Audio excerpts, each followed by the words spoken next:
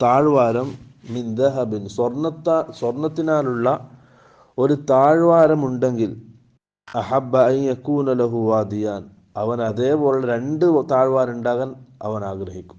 മനുഷ്യന്റെ സ്വഭാവമാണ്, ഒന്നുണ്ടെങ്കിൽ അതിനേക്കാൾ രണ്ടുള്ളത് ആഗ്രഹിക്കും.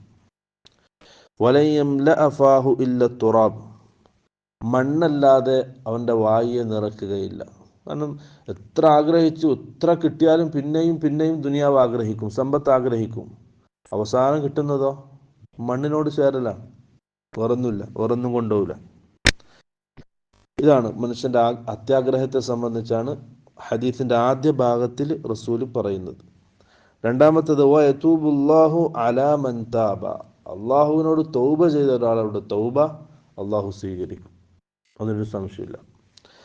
ഇതാണ് ആ രണ്ടാമത്തെ ഭാഗമാണ് നമ്മുടെ ബാബുമായിട്ടുള്ള ബന്ധം ഹദീസിന്റെ.